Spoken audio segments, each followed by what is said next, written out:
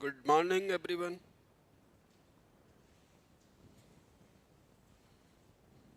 Ready? वो इसको बोलने लगा पीडीएफ प्रेसिडेंट वाला है आपके पास? वो कल मॉर्निंग में।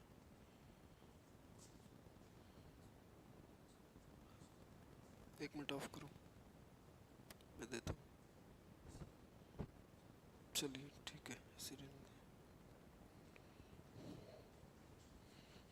चलिए भाई स्टार्ट करते हैं। मैं आज का जो न्यूज़पेपर मुझे किसने दिया था, ये शायद बूची लाए थे। इसमें मैंने देखा है, इसमें दो तीन क्वेश्चन ऐसे हैं जो आपको निकालने हैं। जैसे कि अभी तारिक रहमान क्या बने हैं, पीएम ऑफ बांग्लादेश, है नहीं? तो ये मैं आपको राइट डाउन नहीं करा रहा हूँ, आप मेरी बात समझिए। इस पेपर को आज जाकर पढ़ेंगे तो मैंने ये सब चीज़ें अंडरलाइन करके आपको दिखाई हैं, ठीक है? तो इससे आपको एक क्वेश्चन 110% मिलेगा। 100 नहीं, 10% और लगा लो, रुकेगा नहीं किसी कीमत पे भी करंट अफेयर्स में।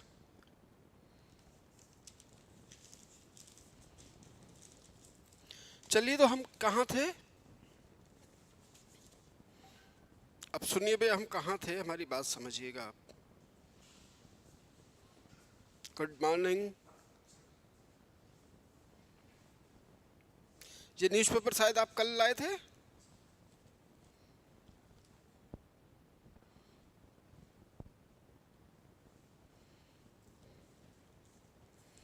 ये लीजिए, मैंने जो जो अंडरलाइन किया वही अपना राइट डाउन कर लेना जाके, और नोट्स बना लेना उसका एक। इससे क्या है, आपका करंट अफेयर्स हाथ के हाथ तैयार होता रहेगा। चलिए, तो हम आपको प्रेसिडेंट पढ़ा रहे हैं, और प्रेसिडेंट का जो है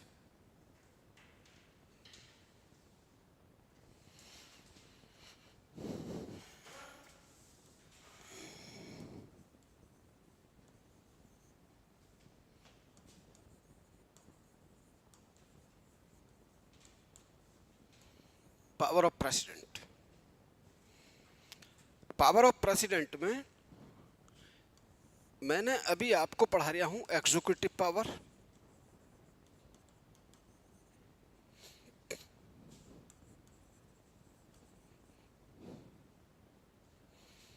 नेक्स्ट पढ़ेंगे हम लेजिस्लेटिव पावर,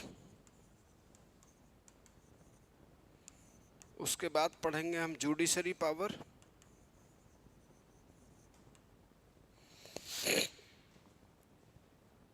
तो अभी तक हम कहाँ पढ़ रहे हैं बेटा?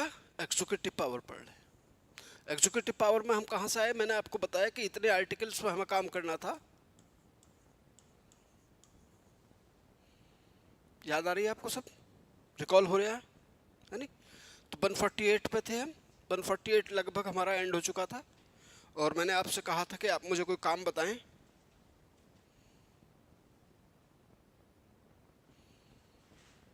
मैंने आपसे कहा था कि आप बताएं कौन है इस टाइम कैग।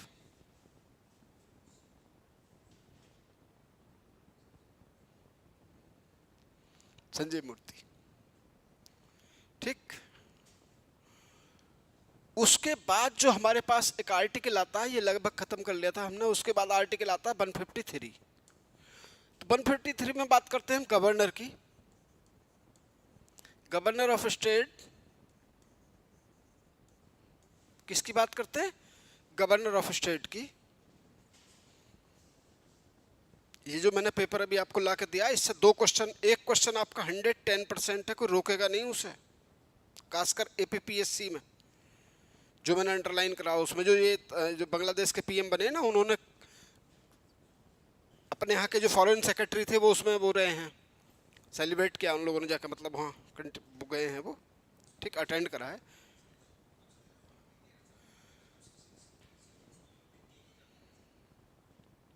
क्या कर देगा? हाँ हाँ हाँ हाँ, तो उसे भी मैं डिक्टेट करूंगा, आप उसकी टेंशन ना ले आप। चलिए, आर्टिकल 153 क्या कहता है? Governor of state. कल आप पहले पूरी मेरी बातें समझ गए थे जो मैंने आपको बताई थी कि भाई इसकी सैलरी पेंशन कहाँ से देते हैं कैग की हम, कॉन्सुलेट चार्ज है नहीं। चार्ज का मतलब है पार्लियामेंट इसमें कुछ उसका नहीं कर सकती है, जितनी उसे देनी है उतनी देंगे, 1 रुपया भी हम उसका कम नहीं कर सकते। ठीक। अब जब गवर्नर ऑफ स्टेट की बात करते हैं तो मैं आपसे ये रिक्वेस्ट करना चाह रहा हूँ कि गवर्नर ऑफ स्टेट जब स्टेट गवर्नमेंट हम पढ़ेंगे तब पढ़ लिया जाए। जब हम स्टेट गवर्नमेंट पढ़ेंगे तब क्या कर लिया जाए, गवर्नर ऑफ स्टेट पढ़ लिया जाए। ठीक। इसके बाद जो आर्टिकल आता है सही मानों में वो आता है 280। क्या आता है, 280। उसके बाद जो आर्टिकल आते हैं वो 280 आता है। और 280 जो है ये कहता है finance commission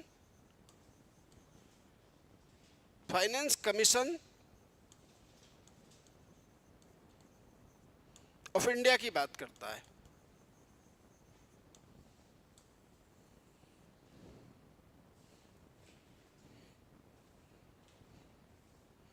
finance commission of India की बात करता है।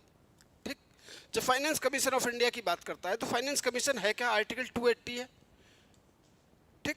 अब इसका कंपोजिशन देखते हैं, ये कौन कौन है, इन्हें अपॉइंट कौन करेगा। ठीक। इनका काम क्या क्या होगा, इनकी एलिजिबिलिटी क्या होंगी, ये बात भी इसमें तय करनी है और देखना है। ठीक। तो अब मैं इसे मिटाता हूँ, 280 देखते हैं हम लोग क्या है।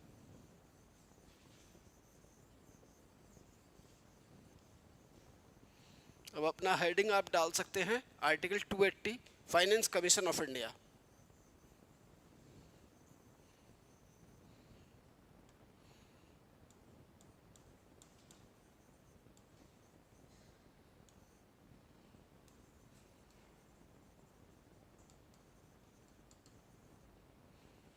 Of India. देखिए इसका अपॉइंटमेंट करेंगे प्रेसिडेंट। कौन करेंगे, प्रेसिडेंट करेंगे।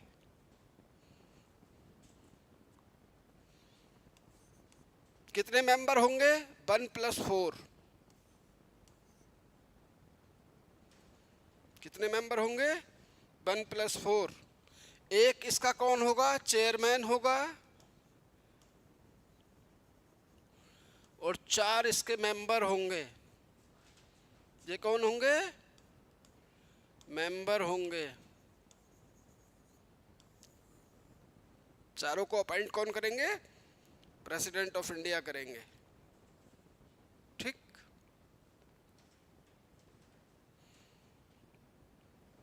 एक एक मिनट में समझ लीजिए चेयरमैन कौन होगा, किस इसकी एलिजिबिलिटी क्या होंगी, चेयरमैन कौन होगा, और अभी तक कितने कमीशन हमने बनाए हैं।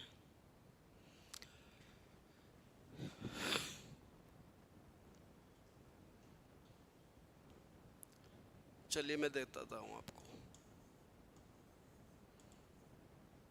किसी ऐसे आदमी को हम चेयरमैन बनाएंगे जो सामाजिक यानी कि सोशल सेक्टर का जानकार हो, सोशल सेक्टर का जानकार हो, ऐसे किसी आदमी को हम उसका चेयरमैन बनाएंगे।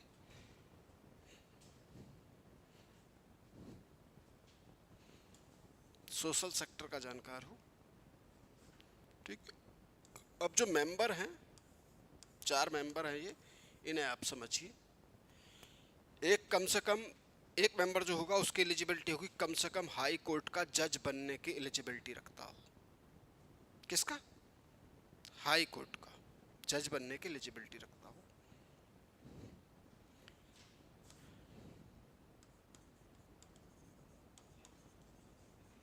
है बेटा, सोशल सेक्टर का, सोशल सेक्टर। एक मेंबर होगा जो हाई कोर्ट का जज बनने की एलिजिबिलिटी रखता हो। दूसरा होगा जो इंडिया की इकोनॉमी एंड एडमिनिस्ट्रेशन का जानकार हो, इंडिया की इकोनॉमी एंड एडमिनिस्ट्रेशन का जानकार हो।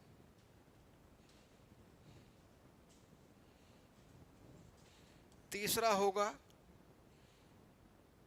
इकोनॉमी एंड फाइनेंस का स्पेशलिस्ट हो, स्पेशलिस्ट लिखेंगे आप, ठीक है, जानकार स्पेशलिस्ट हो। इंडिया का, इंडिया की पूरी, ठीक।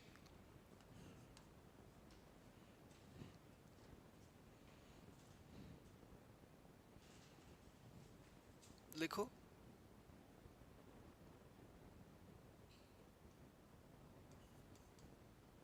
इको एंड एडमिनिस्ट्रेशन,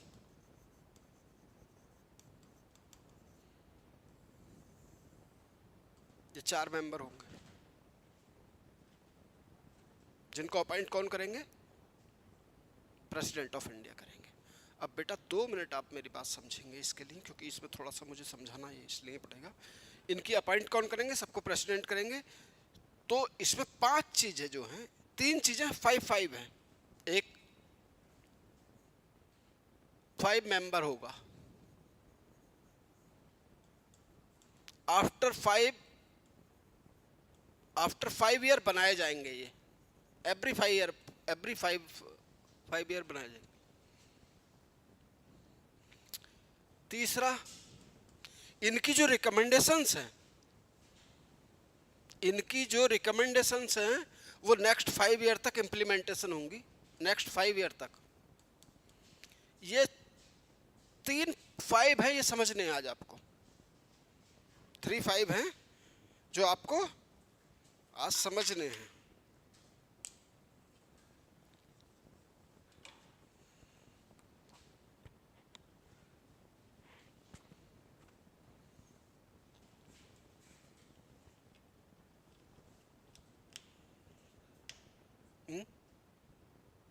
क्या बोल रहे हो? थर्ड पॉइंट पे मैंने कहा कि उसकी जो रिकमेंडेशंस हैं, ये कमीशन है ना, इसकी रिकमेंडेशन नेक्स्ट 5 ईयर तक इम्प्लीमेंटेशन होंगी।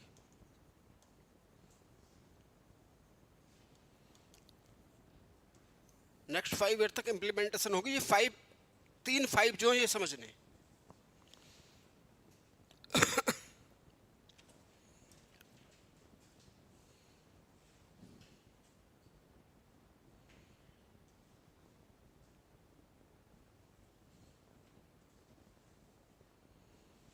3 5 आपको ये समझने हैं। देखिए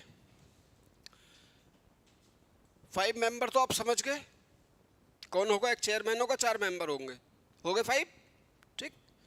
आफ्टर 5 ईयर बनाया जाएगा, ये मैं अभी आपको शो करके दिखाता हूँ, ठीक। और इसका जो इंपॉर्टेंट पॉइंट होते हैं, ये नेक्स्ट 5 ईयर तक इम्प्लीमेंटेशन होंगे। अब आपको इस बात को ऐसा समझना जैसे मैं समझा रहा हूँ, ये तो एक कॉमन बात थी जो कहीं भी आपको मिल जाएंगी। अब आपको जो समझना है,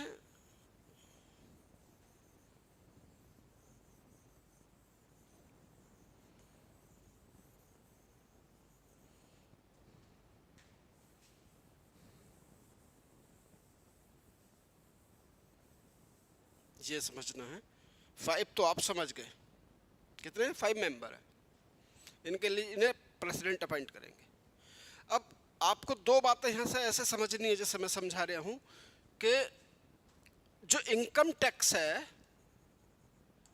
इनकम टैक्स कहाँ लगता है? स्टेट पे, लोगों पे लगता है ना। लोग कहाँ रहते हैं? स्टेट में। इनकम टैक्स जाता कहाँ? सेंटर के पास जाता। कहाँ है? सेंटर के पास। अब इसे आप थोड़ा सा हिस्ट्री में चलिएगा, जब आपको ये बात बिल्कुल बेसिकली समझ में आएगी कि जैसे ही आपने देखा होगा कि बंगाल है, कि हिस्ट्री में बंगाल था, अवध था, मराठे थे, राजपूत थे, इसमें कोई डाउट तो नहीं है? बोले हाँ थे सब। अगर मान लीजिए बंगाल के लोग थे,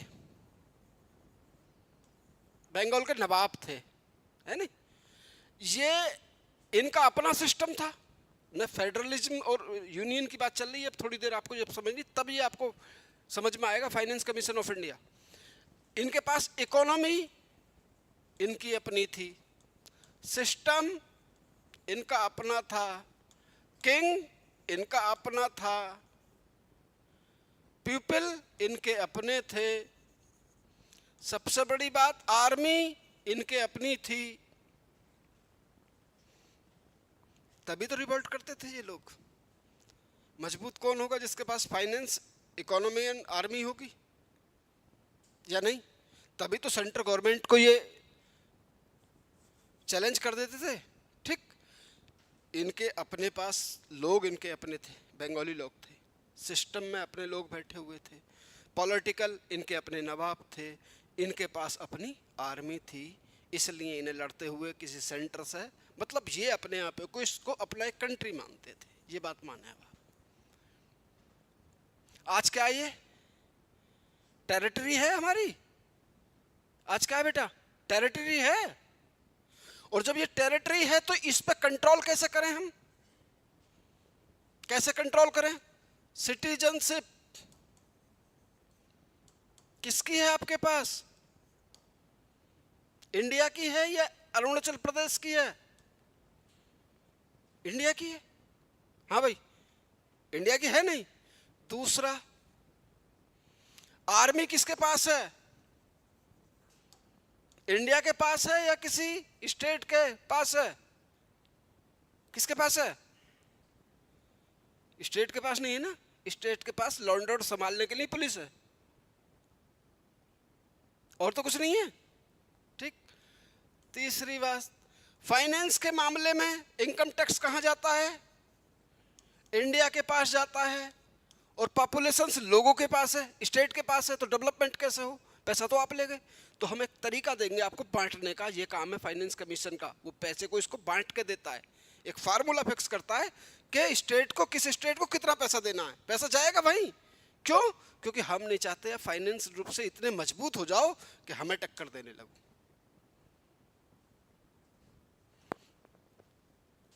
ठीक भाई। गवर्नर कहां से आ रहा है?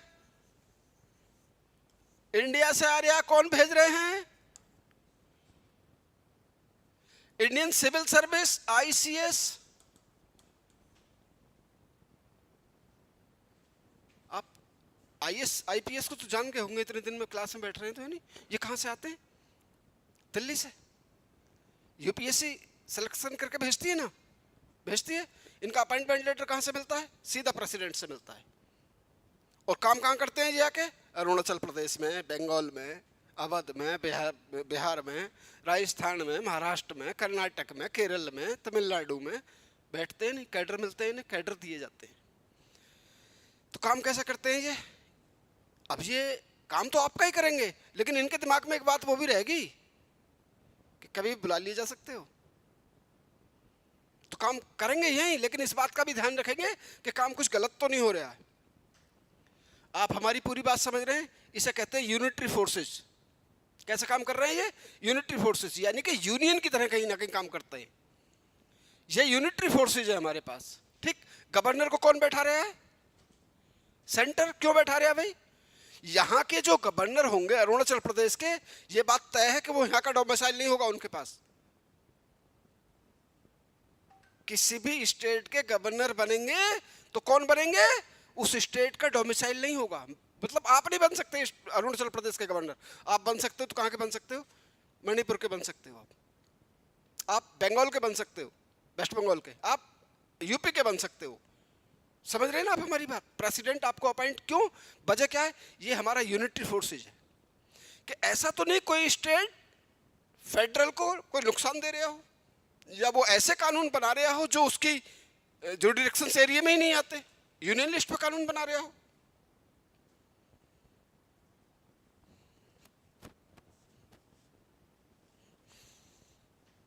क्यों भाई? आप हमारी पूरी बात समझ लीजिए। हिस्ट्री की बात यह है कि आदमी लड़ेगा तभी जब पैसे वाला होगा, उसके पास आर्मी होगी, उसके पास राजा होगा, उसके पास लोग होंगे, तभी तो वो रिवोल्ट करेगा किसी के खिलाफ। और जब ये चीजें नहीं होंगी तो वो रिवोल्ट नहीं करेगा।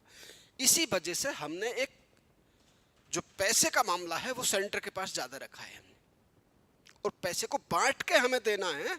किसे किसे कितना देना है ये बात अब जाके फाइनेंस कमीशन एक फार्मूला तय करेगा कि भाई जो भी पैसे का कलेक्शन हुआ है सेंटर और स्टेट के बीच में, जो टैक्सेशन लगा है, उसको कैसे बांटा जाए, उसका क्या फार्मूला होना चाहिए।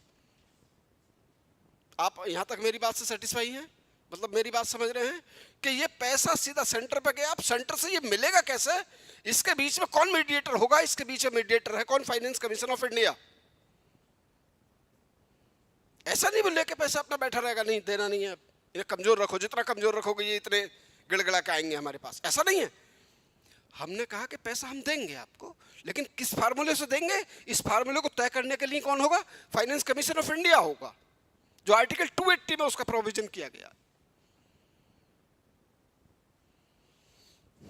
दोबारा समझाते हैं, एक मिनट हमारी बात समझ लीजिए। अब आप बिल्कुल बेसिक वाला एक एग्जाम्पल देते हैं हम आपको। बेसिक वाला एग्जाम्पल ये है कि अगर मान लीजिए बंगाल है, ये इसके पास टैक्सेशन, इसके पास कलेक्शन होकर जमा हो, डिपॉजिट हो सकता है नहीं। दूसरी बात, इसका अपना सिस्टम हो, ठीक। तीसरी बात, इसका किंग भी अपना हो, जैसे मुर्शिद को लिखा, मीर जाफर, मीर कासिम, नाम सुने नहीं कि हिस्ट्री में, ये सब है नहीं। इसके पास क्या हो, लोग भी इसके अपने हो और आर्मी भी इसके पास हो, तो क्या ये सेंटर से दबेगा? किसी के साथ क्यों समझौता करेगा? ये क्यों समझौता करेगा भाई? क्योंकि उस टाइम हिस्ट्री में इन्होंने समझौता करा ही नहीं। सीधे जैसे ही औरंगजेब की डेथ हुई है 1707 में, इन लोगों ने रिवोल्ट कर दिया, बोले इधर कोई सिखवाने की जरूरत नहीं है, हम हैं यहाँ। भिड़ गए, अंग्रेजों से भिड़े, प्लासी में, बक्सर में। इंडिया की आर्मी भिड़ी क्या हुआ? इनकी भिड़ी। बक्सर का युद्ध तो सुना होगा ना, battle of Buxar, battle of Plassey, सुने ना? कौन लड़े? वो सेंट्रल गवर्नमेंट, मुगल नहीं लड़े आके उनसे, कौन लड़े? बंगाली लोग लड़े। क्यों? क्योंकि ये मजबूत थे। इसलिए हमने कहा कि अगर इस इंडिया को उस तरीके से एक रखना है, इंडिया को कैसे रखना है, एक रखना है, तो फिर इनके साथ कुछ ना कुछ ऐसे रिलेशन हमें मेंटेन करने पड़ेंगे, जैसे आर्मी किसके पास होगी, सेंटर के पास होगी, स्टेट के पास नहीं होगी। अब लड़ेगा तो किससे लड़ेगा? पाकिस्तान से कोई लड़ेगा तो बंगाल नहीं लड़ेगा, कौन लड़ेगा? इंडिया लड़ेगा। सिटीजन कहां की होगी? अब इंडिया की होगी, चाहे आप कहीं के रहने वाले हैं, इससे हमारा कोई लेना देना नहीं है। आप मणिपुर के हो, आप अरुणाचल प्रदेश के हो, बंगाल के हो, महाराष्ट्र के हो, कर्नाटक के हो, कहां के हो, हमारा इससे कोई मतलब नहीं, आप इंडियन है। सिटीजन क्या है आपके पास? इंडियन है। पहले अलग अलग थी। पैसे के मामले को, फाइनेंस के मामले को, टैक्सेशन किससे ले रहे हैं हम? स्टेट के लोगों से ले रहे हैं। लोग तो स्टेट में रह रहे हैं ना, सेंटर में कौन रह रहा है? कोई नहीं रह रहा भाई। दिल्ली वाले लोग भी दिल्ली गवर्नमेंट में आते हैं, सेंट्रल गवर्नमेंट में नहीं आते।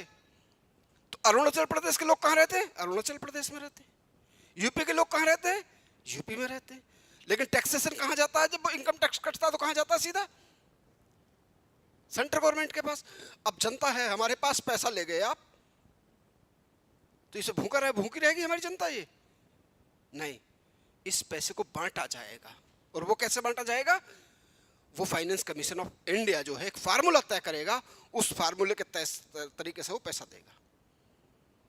क्या मैं अपनी बात समझा पाया? थोड़ा सा टफ था आप लोगों के लिए, क्योंकि आप पहली बार इन चीजों को देख रहे हो। क्योंकि अब तक तो यही कनेक्शन आपको समझ में नहीं आया होगा, सेंटर से हमारा कनेक्शन क्या है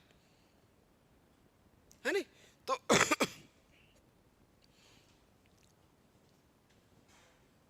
मैं अपनी बात समझा पाया पूरी तरीके से? आप पहले और एक बात समझ लीजिए, ऐसा समझ लीजिए, क्योंकि देखो अगर हमारा सेंटर कमजोर होगा तो फिर हम पे कोई अटैक कर सकता है, हमें कोई परेशान कर सकता है या नहीं? सेंटर का मजबूत होना जरूरी है नहीं? इसलिए हमने ये सारे प्रोविजन किए कि ये देश, ना तो हमने कहा फेडरल है, कहा हमने फेडरल नहीं है, ना हमने कहा यूनियन भी नहीं ले सकते और फेडरल भी नहीं ले सकते, तो क्या लें? हमको बीच का रास्ता ले नहीं लें भाई। यूएसए के स्टेट बहुत ज्यादा मजबूत हैं सेंटर के मुकाबले, यूके में कोई स्टेट ही नहीं है, पूरे कानून ही सेंटर के हैं, तो वहां कोई डिस्प्यूट ही नहीं है उस तरह का। हमारे यहाँ डिस्प्यूट इसलिए था क्योंकि हमारे यहाँ डाइवर्सिटीज बहुत ज्यादा थी। अरुणाचल प्रदेश में आए हैं तो हमें समझ में आया, आप कभी बंगाल जाएंगे तब आपकी समझ में आएगा, जब आप कभी यूपी जाएंगे तब आपकी समझ में आ जाएगा कि यार यहाँ तो सारी चीजें बदली हुई हैं, हमारे तो ऐसा होता ही नहीं है। आप मेरी पूरी बात समझ रहे हो? उसके बावजूद हमने इंडिया को एक कर रखा है, इतनी डाइवर्सिटीज को रोक रहे हैं, पूरे वर्ल्ड में नहीं है किसी के पास इतनी, उसके बावजूद हम क्या कर रखे हैं, एक इंडियन सिटीजन बने हुए। क्या मैं आगे चलूं?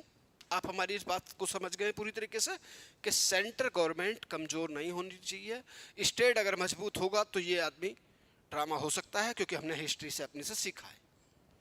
हिस्ट्री में कहीं ना कहीं इन चीज़ों का ही नुकसान था, सेंट्रल गवर्नमेंट उतनी मजबूत नहीं हो पाई जो पूरे देश को एक कर पाती। मुगल नहीं हुए, मराठे नहीं हुए, मुगलों के बाद मराठे ऐसा कर सकते थे, लेकिन उनमें आपस में लड़ाई हो गई,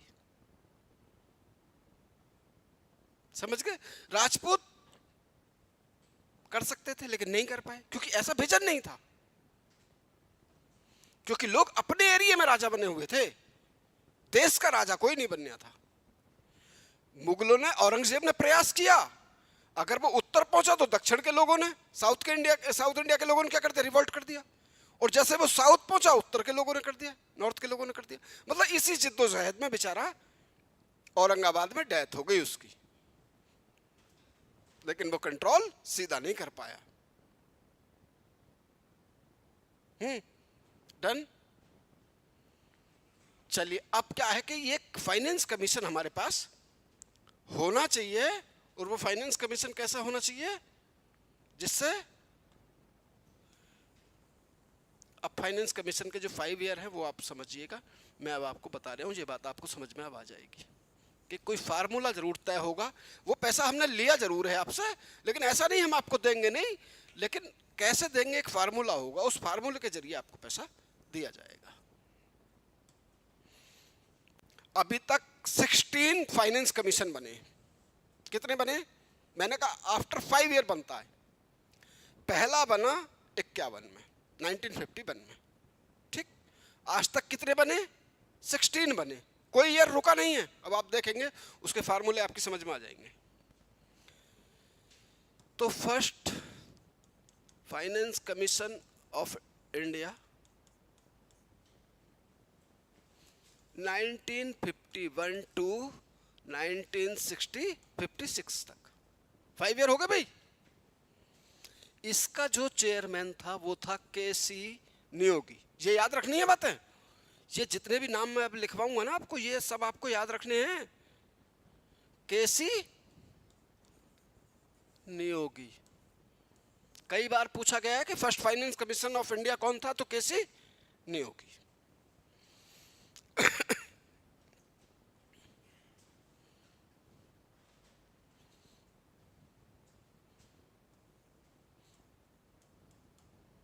सेकंड ए.के. चंदा। बस यहीं तक आपको याद रखना है।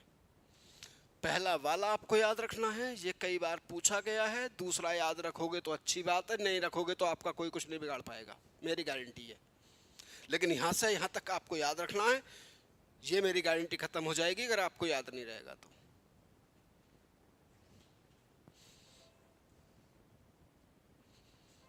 ये माइक से आवाज आ रही है आपको? ऐसा तो नहीं मैंने म्यूट कर रखा? अब आ रही है?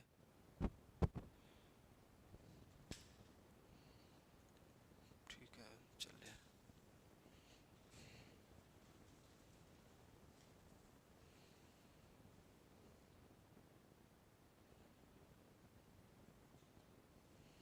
हाँ भाई ऑनलाइन वालों,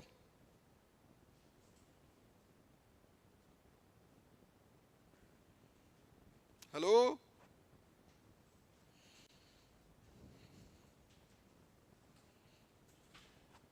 चले, अब इन्होंने कितनी कितनी रिकमेंडेशन करी है वो भी हम बताएंगे आपको। तो अभी फिलहाल पहले 11-12 देखते हैं, 11-12-13 है नी, इन्होंने कितनी कितनी रिकमेंडेशन की है। ये है एम खुसरो,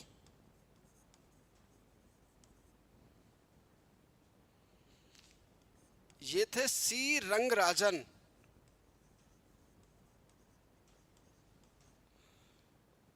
ऐसे कुछ नाम याद आ रहा है आपको? सी रंगराजन, जैसे कभी आरबीआई के गवर्नर रहे हो, याद आ रहा है? गवर्नर रहे हैं, आरबीआई के गवर्नर रहे हैं, और ये सब रिटायर्ड आईएएस होते हैं। मैंने कहा अगर सही के मायने में कोई इंडिया में राजा है तो उसका नाम क्या है? आईएएस है। सी रंगराजन आरबीआई के गवर्नर थे, नो डाउट।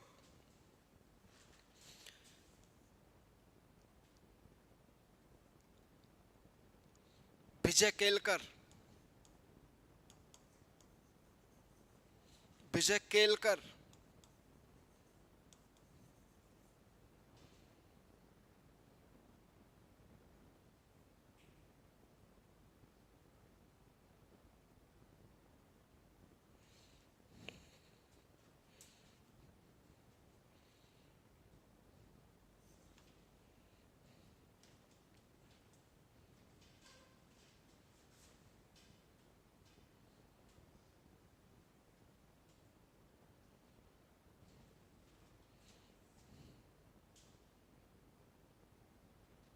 एक मिनट मेरे दिमाग से स्किप कर रहा है।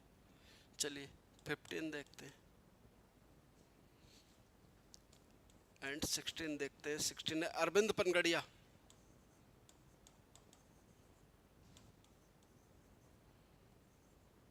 Arvind Panagariya,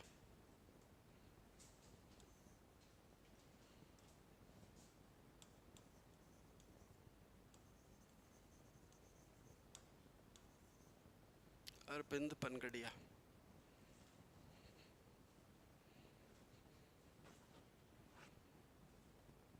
N K Singh,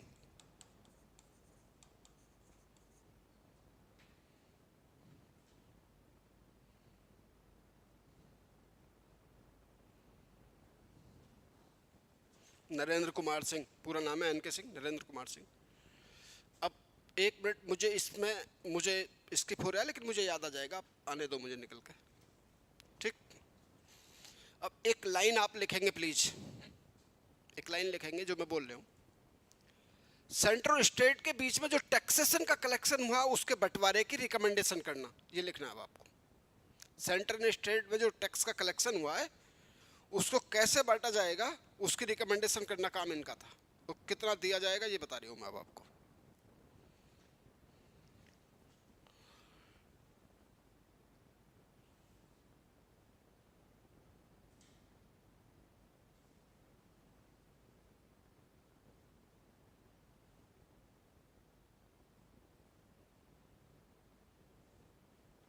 write down कर लिया बेटा? मैंने कहा जितना पैसा कलेक्शन हुआ वो कैसे कैसे दिया जाएगा। एम खुसरो ने कही कि 29% पैसा जितना भी टैक्स का कलेक्शन हुआ है, ये रिकमेंडेशन भी पूछता है वो, कितनी की रिकमेंडेशन की है। टैक्स का कलेक्शन मान लीजिए 100 रुपीज हुआ है, 29 रुपीज जो किसे दिया जाएगा? स्टेट को दिया जाएगा। तो सेंटर स्टेट के बीच में जो टैक्स का कलेक्शन हुआ है उसमें से कितना दिया जाएगा?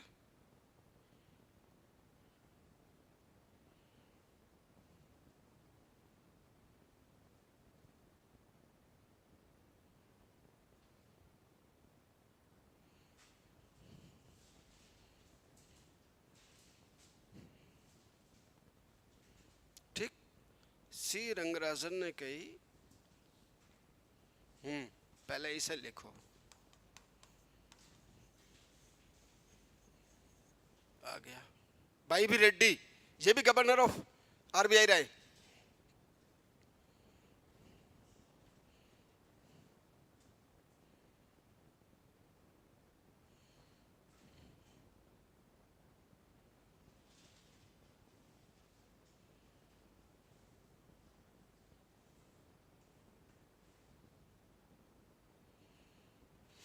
जब भी गवर्नर ऑफ आरबीआई रहे हैं वाई वी रेड्डी।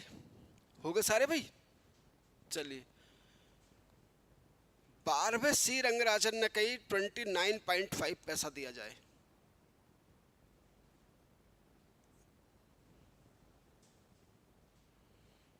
ये रिकमेंडेशन भी पूछता है वो कितनी परसेंट की बात करी है?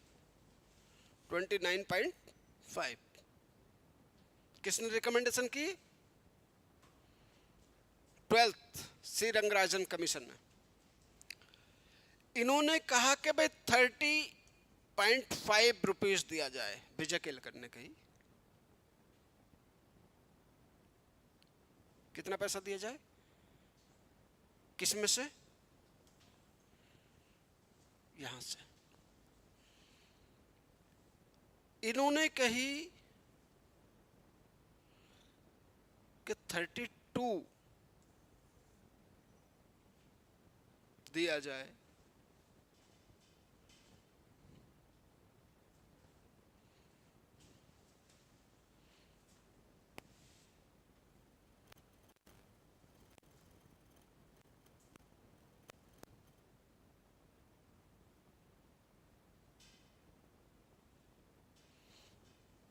इन्होंने कहा 42, 10% बढ़ा दिया।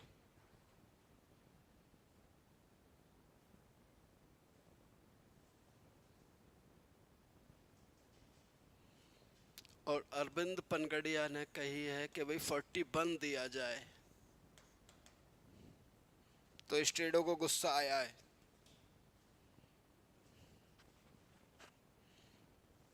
कि भी 50% की करनी चाहिए थी कि आधा आधा दे दो जो कलेक्शन हुआ है, लेकिन कितना दे रहे हैं, 41। क्या मैं अपनी बात समझा पा रहा हूँ? आप पहले हमारी बात समझ रहे हैं। जो टैक्सेशन का कलेक्शन हुआ है कहाँ, सेंटर और स्टेट के बीच में, उसकी रिकमेंडेशन कितनी करी है?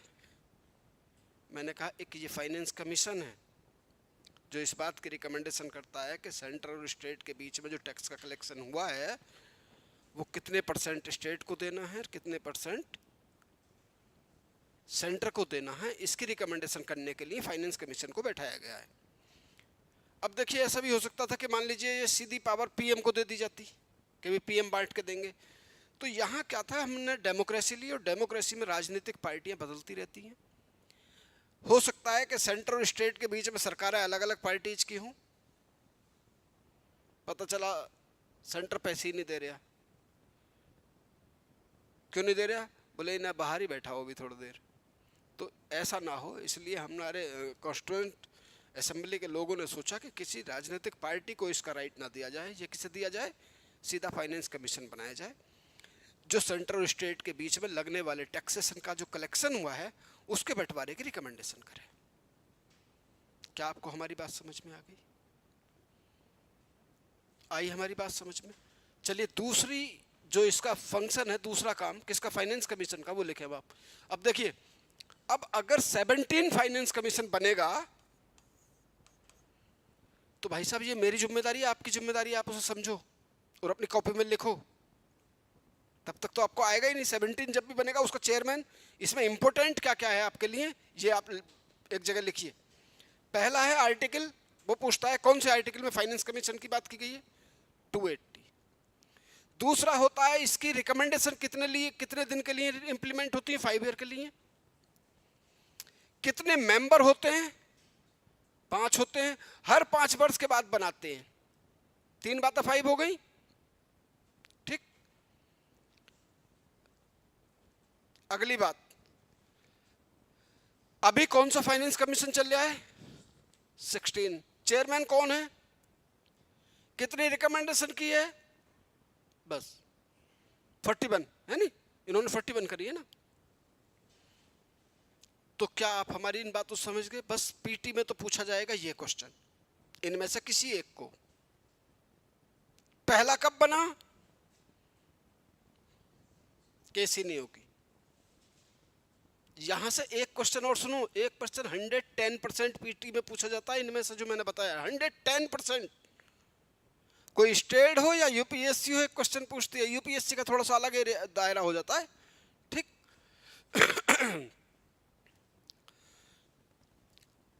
अब सेकंड काम, पहला काम था टैक्स का कलेक्शन का बंटवारा कराना, उसकी सिफारिश करना, सिफारिश का रिकमेंडेशन करना। बाउंडेड नहीं है, सरकार माने नहीं माने वो अलग बात है, लेकिन अभी आप माने कि वो रिकमेंडेशन करना दूसरा काम फाइनेंस कमीशन का।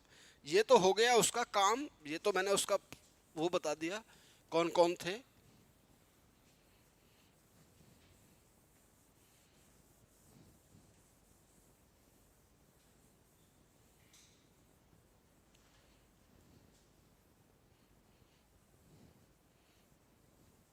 हाँ भाई, एक क्वेश्चन पक्का है, और एक क्वेश्चन मैंने आज आपका पक्का करा उसमें करंट में। करंट में मैंने क्या बताया है कि जो अभी बांग्लादेश में कौन बने, तारिक रहमान कौन बने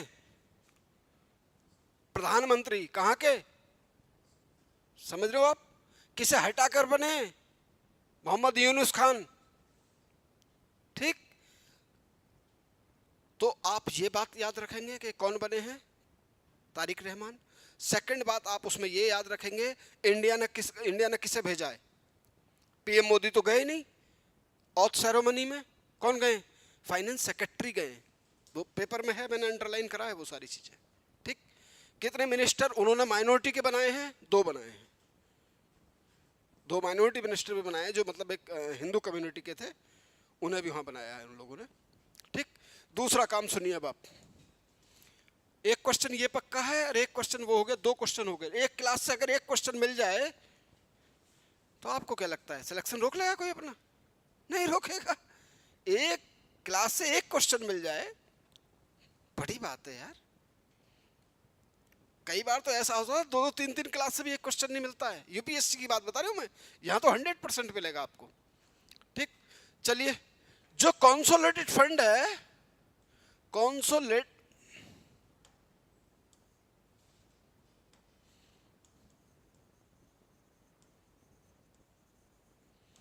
कंसोलिडेटेड फंड ऑफ इंडिया है,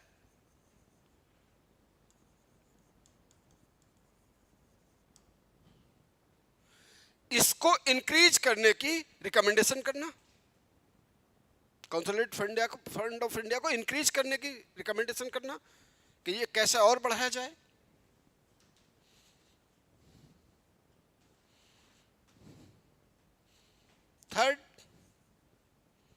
थर्ड,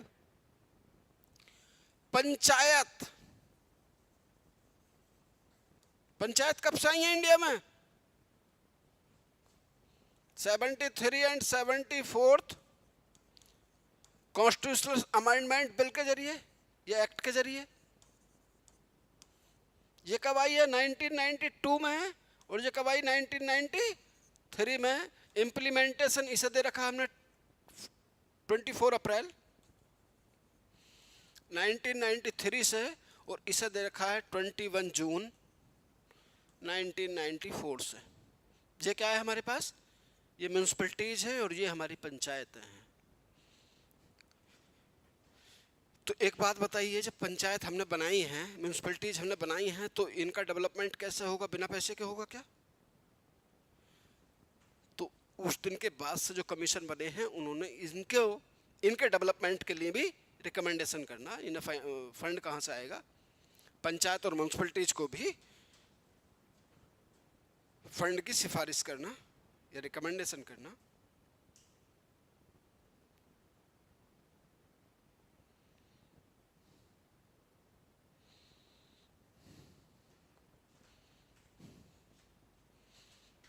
तो चौथा पॉइंट में आप म्यूनसिपैलिटीज लिख लेंगे, म्यूनसिपैलिटीज, नगर निगम, नगर पालिकाएं, पंचायतें तो हैं अरुणाचल प्रदेश में। इलेक्शन होता है, हाँ भाई, कैसे होता है इलेक्शन, ईमानदारी से होता है या पार्टी वार्टी चलती है, कैंडिडेट पार्टी देते हैं रात को शाम को आके, क्यों भाई। ये इंडिया के इलेक्शन की दिक्कत नहीं है, ये वर्ल्ड के इलेक्शन की दिक्कत है। आप कहीं भी अगर इलेक्शन दोगे तो जो कॉन्स्टिट्यूएंट एरियाज होगा उसमें कैंडिडेट ये काम करते ही हैं, हर जगह ही करते हैं। और फ्री एंड फेयर इलेक्शन की बात करते हैं।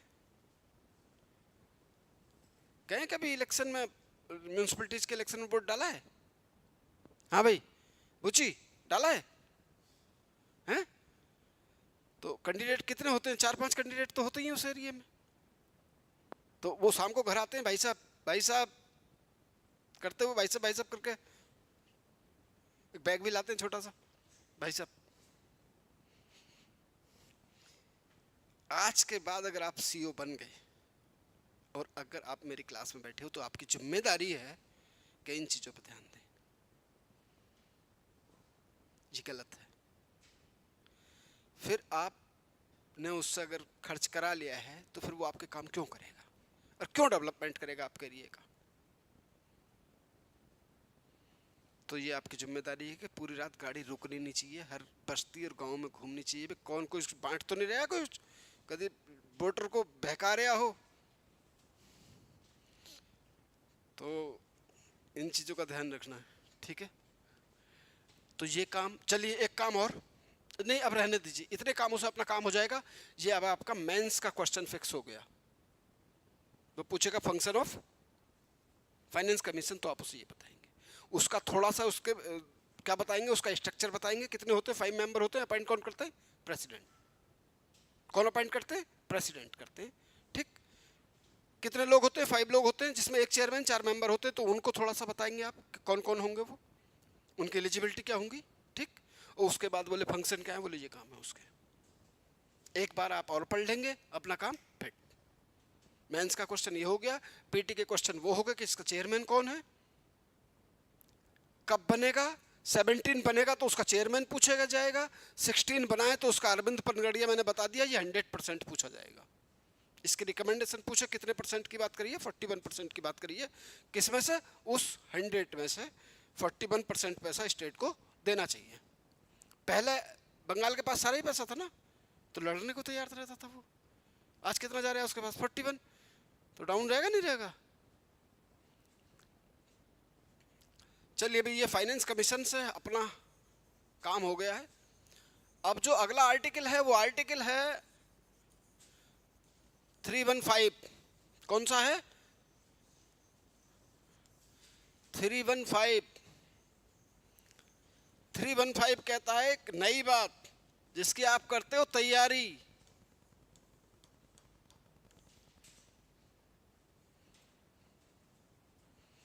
कौन है ये, यूपीएससी, सुनिए, oblique SPSC, oblique JPSC.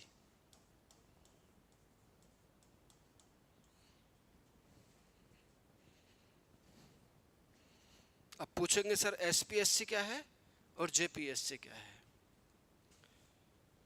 UPSC में तो कुछ मुझे पता ही नहीं है नहीं। एसपीएससी है स्टेट पब्लिक सर्विस कमीशन।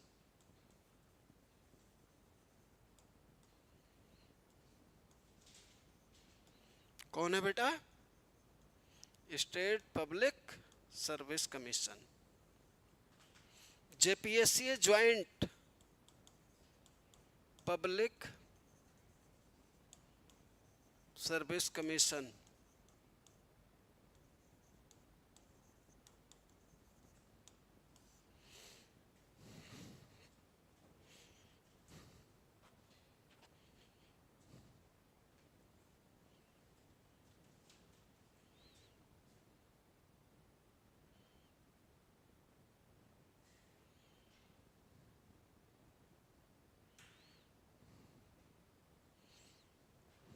बात समझ में आती है, नहीं आती है, ठीक। आर्टिकल क्या है, कैसा काम है, एग्जीक्यूटिव्स। कैसा काम है, एग्जीक्यूटिव्स। आर्टिकल 53 है नहीं। सारे काम कौन करेगा, प्रेसिडेंट करेगा। लेकिन प्रेसिडेंट के पास इतनी जानकारियां या इतना समय नहीं हो सकता है कि वो ऐसे, आप समझिए एक लाइन में। आर्टिकल 53 कहता है कि भारत की सारी executive power include in president of India, वो उन कामों को अपने आप करें या अपने सबॉर्डिनेटों से कराएं, बात खत्म। तो अपने आप करना तो संभव है नहीं, तो क्या करेंगे वो किसी को अपॉइंटमेंट करेंगे। एक एग्जांपल से आप समझें। मान लीजिए एक आदमी ने, एक मिनिस्ट्री ने कहा, होम मिनिस्ट्री ने कहा कि मुझे 10 आईएएस चाहिए, 10 कैंडिडेट चाहिए क्योंकि ये रिटायर्ड हो रहे हैं मेरे, है नहीं। कितने चाहिए, 10। अब ये आर्टिकल 53 ये बात कहता है कि प्रेसिडेंट की जिम्मेदारी है भी सारे एग्जीक्यूटिव काम करना। अब प्रेसिडेंट क्या इतने बड़े क्राउड में से कैसे छांटे? क्राउड मतलब open recruitment, open recruitment India से लेने, तो कैसे पता लगे कि भाई इनके अंदर काबिलियत है या नहीं है? भाई ऐसा थोड़ी है कि जैसे ABCD नहीं पता, मतलब अनलिटरेट है, एक तरह से अनक्वालिफाइड है, उस आदमी को IAS बनाते। तो ये तो एक ही तरीके से संभव हो सकता है, वो ये कि प्रेसिडेंट अपने फैमिली के लोगों को ला दे। चल बैठ, हम कह रहे हैं ना, हम तो प्रेसिडेंट हैं। आप हमारी बात समझ गए कि इतने बड़े क्राउड में से एक ही तरीका हो सकता है कि वो फैमिली बार, ठीक है, फोन करते, बोले सर बच्चा आया, बोले भेज दो, बना देते हैं आज ही IAS। ठीक, तो क्या होगा कि अच्छे सिविल सर्वेंट आएंगे, और जब अच्छे सिविल सर्वेंट नहीं आएंगे क्योंकि देश चलेगा। और मैंने आपको बताई जो हमारी जो परमानेंट एग्जीक्यूटिव है वो आप है। परमानेंट एग्जीक्यूटिव कौन है? आप है। ये लोग कितने मंत्री जो नेता हैं ये कितने दिन के लिए आते हैं, इसके बाद चले जाते हैं। दूसरी सरकार आ रही है, कैसी आ रही है, कोई गारंटी है? तो देश कैसा चल रही है, चलाता है, सिस्टम चलाता है। यकीन करें आप, सिस्टम जिसका मजबूत है उस देश को कोई खतरा नहीं। जैसे अब हमारे इंडिया का सिस्टम बहुत मजबूत है। अब आप कहोगे सर इतना भी मजबूत नहीं है, कई चीजें गड़बड़ करते हैं लोग, है नहीं? तो भाई साहब वो हमारी प्रॉब्लम नहीं, पूरे वर्ल्ड में होती है। हालांकि हमें उस पर रोकने की कोशिश करनी चाहिए, रोकना चाहिए उन चीज़ों को। अगर ऐसी कुछ करप्शन जैसी चीज़ें आपको समझ में आती है कि हर जगह बिना पैसे के काम नहीं होता, अरे पैसे दे के काम तो हो गया। आजकल तो ये भी एक ईमानदारी हो गई है, पता है आपको? ये भी ईमानदारी की कैटेगरी में आने लगा आदमी के पैसे लेकर काम तो कर रहा है, कर रहा है नहीं कर नहीं, पता चला पैसे भी गए काम भी गया। तो दिक्कत ये है। खैर, लेकिन आप ऐसे ऑफिसर ना बने प्लीज। अब क्या हो भाई, UPSC की इसकी जिम्मेदारी है, होम मिनिस्टर ने कह दी प्रेसिडेंट से मुझे 10 चाहिए, 10 IAS चाहिए। ठीक, तो अब ये क्या बनाएंगे कि UPSC बनाएंगे। स्टेट पब्लिक सर्विस कमीशन भी आर्टिकल 315 में ही आता है, 315 में ही आता है। ज्वाइंट पब्लिक सर्विस कमीशन का मतलब ये होता है कि कोई एक स्टेट अगर इसका वर्डन नहीं बना पाए, उठा पाए, तो 2 या 2 से अधिक स्टेट मिलकर भी एक कमीशन बना सकते हैं, that called joint public service commission. आप मेरी बात समझ रहे हैं पूरी तरीके से? एक स्टेट का जो उसका बर्डन है वो नहीं उठा पाए या उसको नहीं संभाल पाए, तो 2 या 2 से अधिक स्टेट मिलकर भी एक कमीशन बना सकते हैं। आप हमारी बात समझ गए?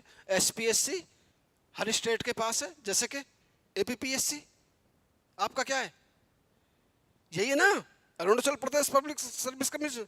यूपी का UPPCS है, बिहार का BPSC है, वेस्ट बंगाल का WBPSC है। आप हमारी बात समझ रहे हो नहीं? तो हर स्टेट के पास है ये। और अगर एक स्टेट नहीं बना पाता है तो 2 या 2 से अधिक स्टेट मिलकर बनाना चाहते हैं, तो उसे क्या कहते हैं हम? ज्वाइंट पब्लिक सर्विस कमीशन कहेंगे। ये बात यहां तक साफ बिल्कुल हो गई। तो राष्ट्रपति ने क्या बनाया? UPSC बनाया। UPSC बना हुआ तो देखिए बहुत पहले से है, आपको पता है 1919 का जो चैम्सफोर्ड एक्ट था, मॉन्टेग्यू चैम्सफोर्ड एक्ट, सुना नहीं? गवर्नमेंट इंडिया एक्ट था, उसमें इसका प्रोविजन किया गया था। 1921 में इसे बनाया और पहला कमीशन 1926 में बन गया। UPSC कब बन गया था? इसके रिकमेंडेशन में एक ली कमीशन बनाया, ली कमीशन ने ये रिकमेंडेशन की। चलिए लिखिए अब आप, ये बात है सारी। ली कमीशन बनाया 1921 में, ठीक। उसने रिकमेंडेशन दी और उसने कहा कि एक UPSC जैसा ऑर्गेनाइजेशन होना चाहिए जो सिस्टम को मजबूत करने के लिए उसका एग्जाम कराए और सिविल सर्वेंट को सिलेक्शन करे। क्या करे बेटा? सिलेक्शन करे।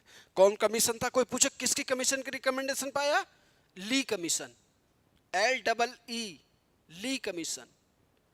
कोई पूछे कहां इसका प्रोविजन था, तो 1919 के Montagu Chelmsford act.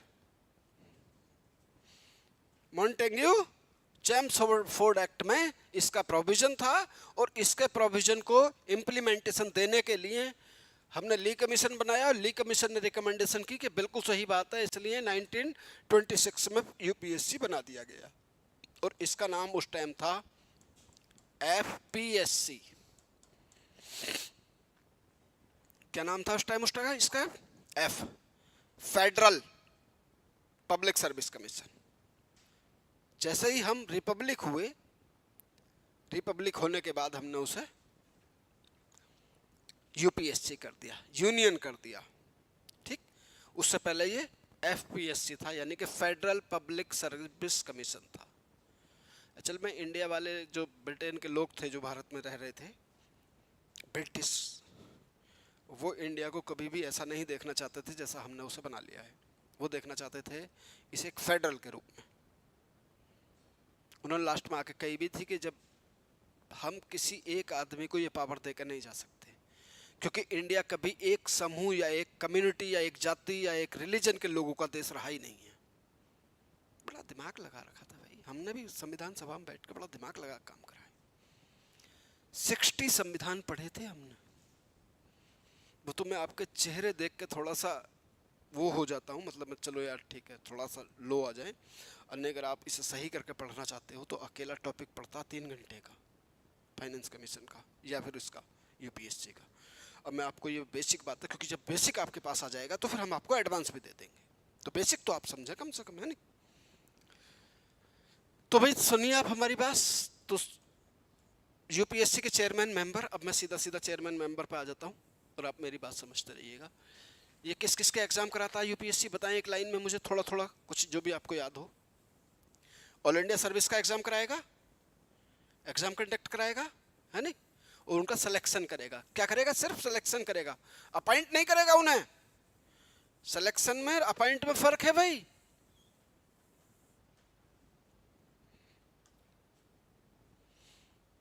SPSC and JPSC, ठीक, ये तीनों को अब यहां समझना है।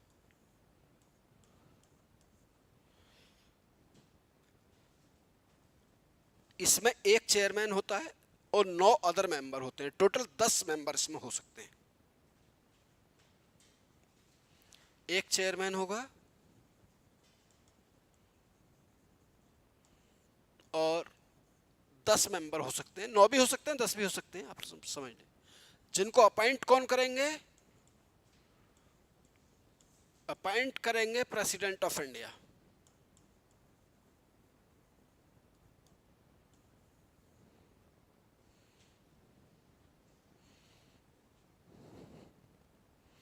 अब सुनिएगा यहीं अपॉइंटमेंट में, अपॉइंटमेंट कौन कर रहे हैं? यूपीएससी के चेयरमैन को, मेंबर को कौन कर रहे हैं? President of India, no doubt. क्यों कर रहे हैं वो मैंने आपको बता दी बात पूरी, कि आर्टिकल 53 उनसे करवा रहा था लेकिन वो सीधे नहीं कर पाए, ठीक। एसपीएससी के चेयरमैन मेंबर को अपॉइंट कौन करेंगे? गवर्नर। कौन करेंगे भाई? गवर्नर।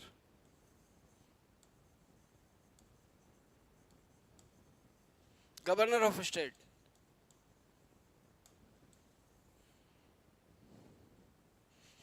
जैसे अब आपका कमीशन है, उसके चेयरमैन को अपॉइंट कौन करेंगे?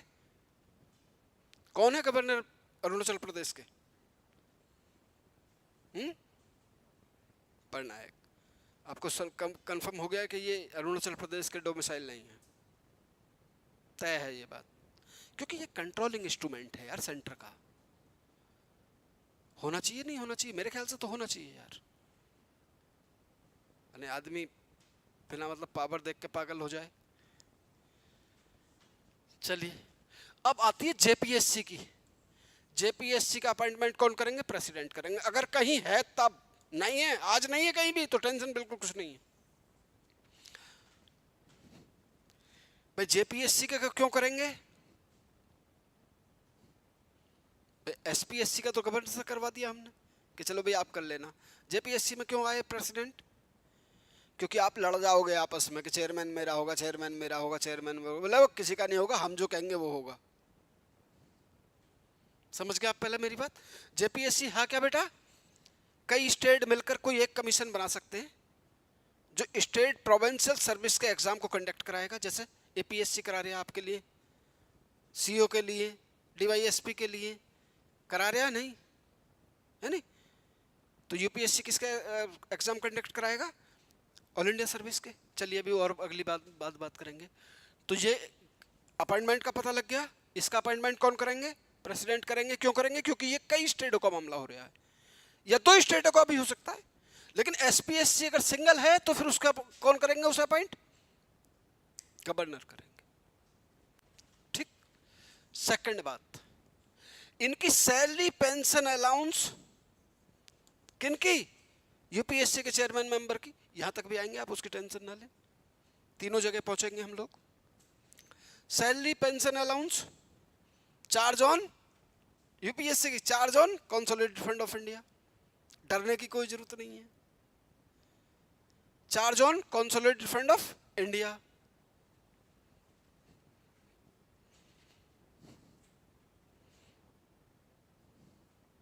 Charge on consolidated fund of India मतलब इसका क्या मतलब हो गया बेटा?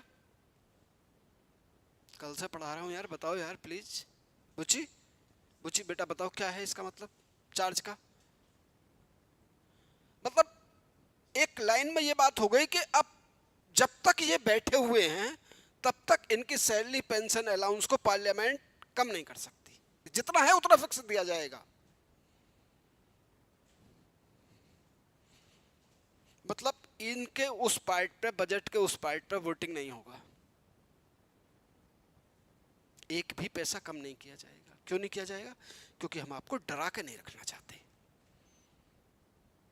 मान लीजिए पीएम साहब ने रिकमेंडेशन भेजी कि सर एक मैं बच्चा भेज रहा हूं, इसे आप सिलेक्शन कर लो, इसका किस में कर ले सर? आईएएस बना दो इसे।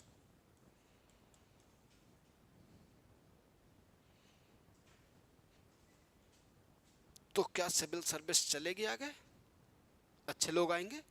और जब अच्छे लोग नहीं आएंगे और अगर आपने नहीं करा तो बोले हम आपको हटा देंगे, आपकी सैलरी पेंशन रोक देंगे क्योंकि हम पीएम हैं। तो यार बड़ी भारी आ गई, फिर देश में क्या फेयरनेस कैसा आएगी भाई? ये तो पार्शियलिटी हो गई। उस आदमी ने ना एग्जाम दिया, कह रहे हैं सिलेक्शन दे दो इसे, लिस्ट में नाम डाल दो इसका, कैसे डाल दें भाई? तो इस वजह से किसी आपको डरना नहीं है, यूपीएससी के चेयरमैन मेंबर को डरना नहीं है। उससे कह देना कि सर इससे एग्जाम दिलाइए, पहले ये पीटी देगा, फिर ये मेंस देगा, और जो दोनों क्वालिफाई करेगा तब ये इंटरव्यू देगा, और इंटरव्यू के बाद अगर ये एलिजिबल है तो हम इसका लास्ट में अपने आप ही नाम आ जाएगा। हमारी जरूरत ही क्या है? डर के काम नहीं करना है, क्योंकि ब्रिटिश गवर्नमेंट भी जानती थी इस बात को। क्या है ये? स्टील फ्रेमवर्क ऑफ ब्रिटिश है। लॉर्ड कॉर्नवालिस ने जो आईएएस की तैयारी शुरू कराई थी सिविल सर्विस की, वो ऐसे ही नहीं कराई थी। सिविल सर्विस किसकी देन है? ब्रिटिश लेगेसी है, ब्रिटिशों ने भी चलाया था ये। तो उन्हें पता थी कि इससे मजबूत सिस्टम वर्ल्ड में नहीं है।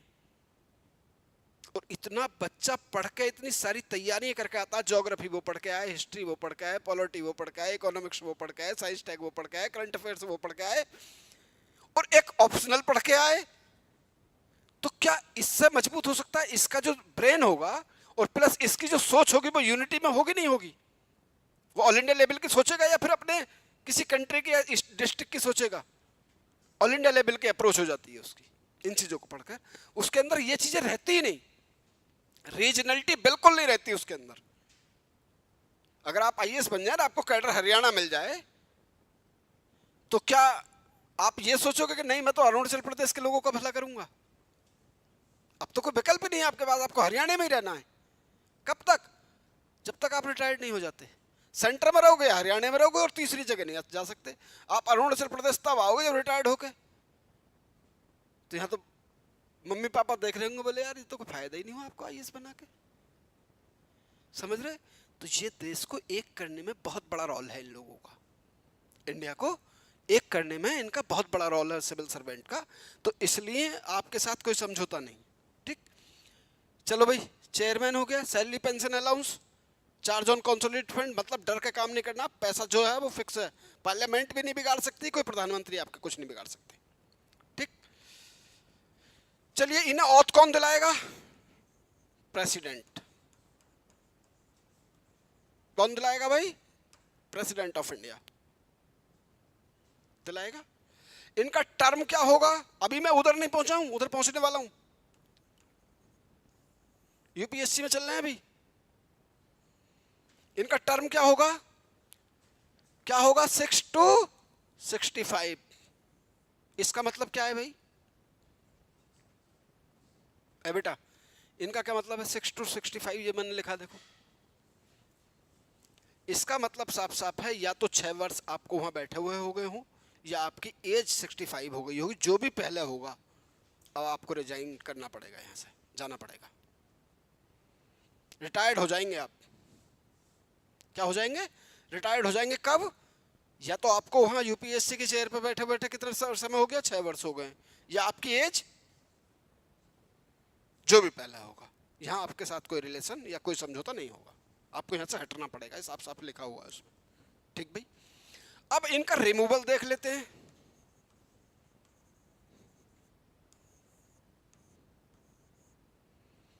रिमूवल,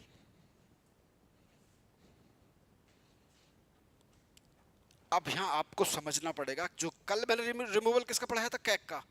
कल कौन कौन लोग थे मेरी क्लास में, सारे लोग थे, है नहीं, आप नहीं थे शायद। रिमूवल में क्या बताया मैंने, कि प्रेसिडेंट ने अपॉइंट तो कर रहे हैं कैक को, लेकिन प्रेसिडेंट हटाएंगे नहीं। हटाएगा कौन, पार्लियामेंट हटाएगी। लेकिन यहां चीजें बदली हैं, यहां चीजें थोड़ी सी बदली हैं। यहां देखिए अब होगा क्या इनके साथ, इनके रिमूवल की बात बता रहा हूं मैं आपको। इनका रिमूवल आपको इस लाइन में सिखाता हूं थोड़ा सा।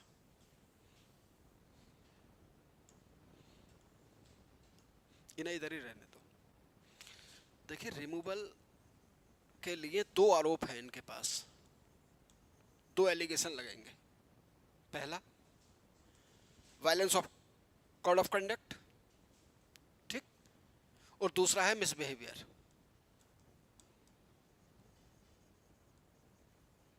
ठीक, और पहला है code of conduct, violence of code of conduct.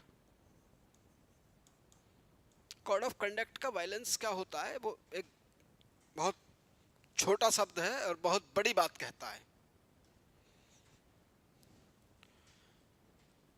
आपने लाल बत्ती की गाड़ी दिखाकर किसी को डराया हो, धमकाया हो, मारपीट करी हो, किसी के घर पे कब्जा कर लिया हो, किसी की जमीन पे कब्जा कर लिया हो, किसी को सेक्सुअली हरासमेंट किया हो, that called code of conduct.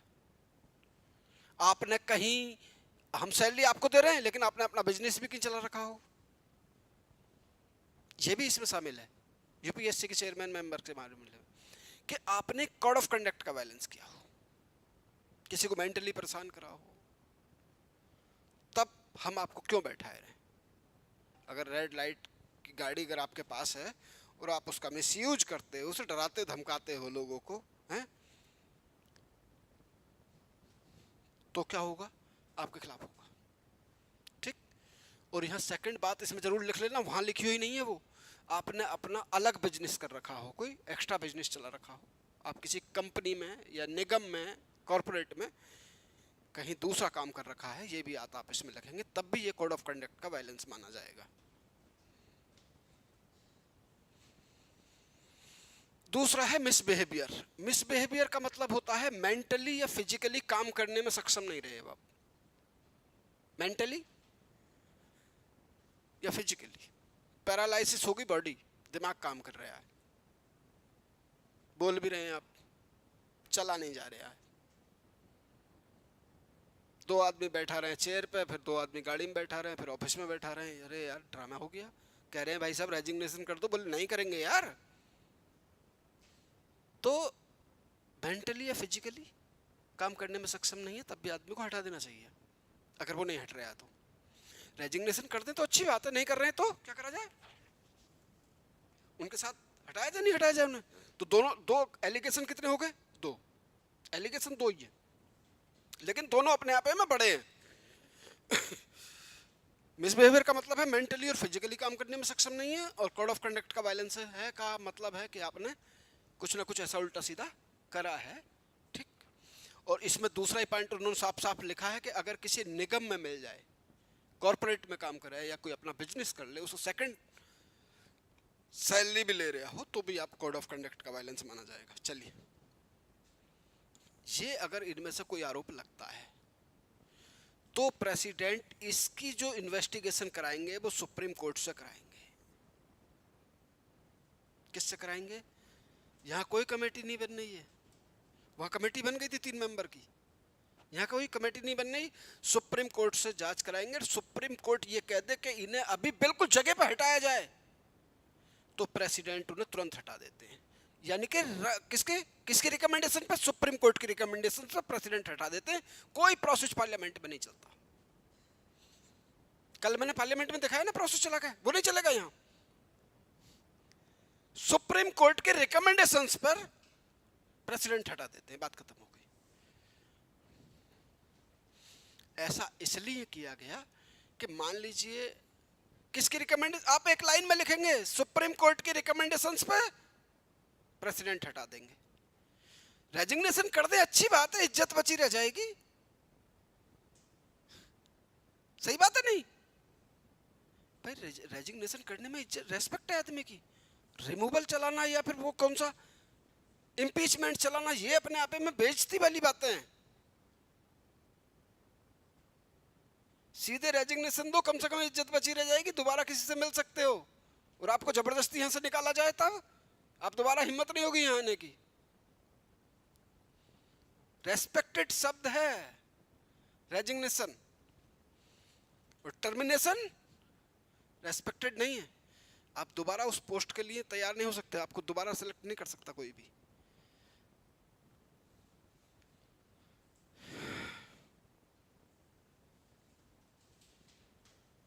क्या मैं समझा पा रहा हूं? आप मेरी बातें समझ रहे हैं कि सुप्रीम कोर्ट की रिकमेंडेशन पर राष्ट्रपति से तुरंत हटा देंगे। बोले भाई निकल लो, अब देखो यही रास्ता है, इज्जत इसी में है, ठीक है? और नहीं फिर बेइज्जत करके यहां से निकलोगे जी, पकड़ा जाएगा तो देखिए अपने पास रूल है, आपको जेल भेज दिया जाएगा। चाइना वाला सीन नहीं कि गोली मार दी जाएगी। चाइना में तो सीधे वो ले जाते हैं, वो 56% हो गया, चलो हटा दिए, निपटा दिए। यहाँ हमारे यहाँ फंडामेंटल राइट इतने ज़्यादा हैं कि आदमी अगर करप्शन कर भी लेता है तो कई बार वो बच जाता है। आपने एक अभी की एक न्यूज है, मैंने कहा न्यूज देखते नहीं ना, पढ़ते नहीं। एक पुलिस वाले पे यूपी का है या एमपी का, यहीं का एक पुलिस वाला है, 20 रुपीज नहीं 30 रुपीज का उस पर करप्शन का आरोप लगा कि इसने एक बाइक वाले से 30 रुपए लिए थे। अब मामला कोर्ट में चला, 20 साल तक मुकदमा चला और 20 साल के बाद वो आदमी बरी हो गया, फ्री हो गया। बोले नहीं ये बात गलत थी, प्रूफ नहीं कर पाया। दिक्कत, अगले दिन डेथ हो गई उसकी। आरोपों से बरी हो गया लेकिन अगले दिन डेथ हो गई। हमारे यहाँ क्या दिक्कत है, मान लीजिए, इसीलिए तो हम कहते हैं जब आपको मेंस का फॉर्म भरवाया जाएगा ना, अभी मेंस का, तो उसमें आपकी इनकम भी पूछी जाएगी। पापा जी क्या करते हैं, कितनी इनकम है, कितनी प्रॉपर्टी है। यूपीएससी ने यही तो कराया भी आके, क्योंकि ऐसा तो नहीं भाई हम आपको मान लीजिए 2 लाख या 2.5 लाख सैलरी दे रहे हैं, उसमें आपके जो खर्चे हैं वो लगभग 2 लाख के खर्चा हो जाता है महीने में, खाना पीना रहना, यानी बच्चों की फीस। अब आप समझ नहीं सकते हो, अब आपको हम राजा बना के रखते हैं तो राजाओं की तरह आपके खर्चे भी करते हैं हम, ऐसी बात थोड़ी है यार। भाई आपको गाड़ी भी देते हैं, बंगला भी देते हैं, ड्राइवर भी देते हैं, खाना बनाने वाला भी देते हैं, आपके सारे काम करने वाले देते हैं, आपको सिर्फ राजा बना के रखते नहीं रखते। आपको कुछ नहीं करना होता सिवाय ऑफिस में बैठने के, काम करने के, या लोगों का डेवलपमेंट के। अब आपने 1 साल में प्रॉपर्टी बना दी आपने 100 करोड़ की, तो ये क्या हो गया भाई, ये कहां से आया पैसा? और आपने जो 100 करा था फॉर्म में वो उतनी इनकम बताई थी पापा जी की, इतनी है, इतने भाई बहन हैं हम, तो बट के आपके हिस्से में इतनी आई, तो आपने अभी 1 साल में 100 करोड़ की प्रॉपर्टी कैसे बन गई भाई?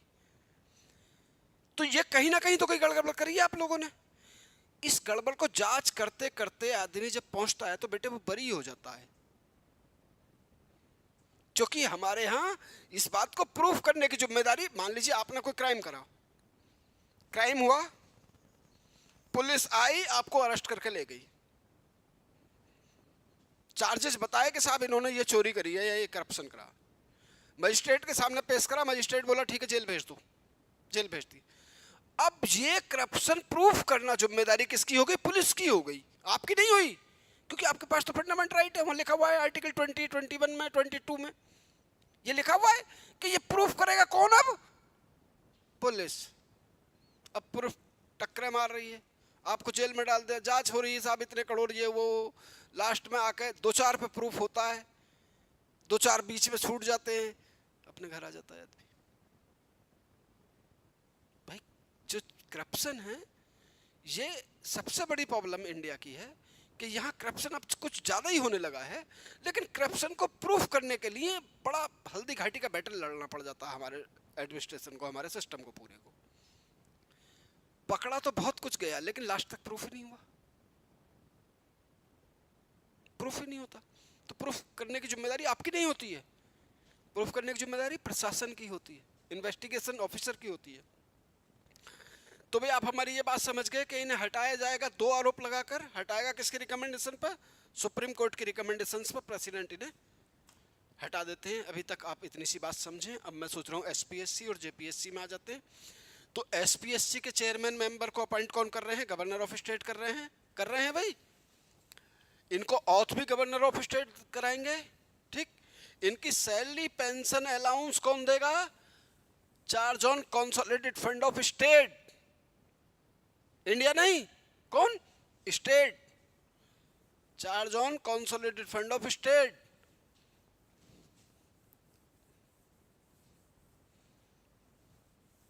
अब देखते हैं ये एसपीएससी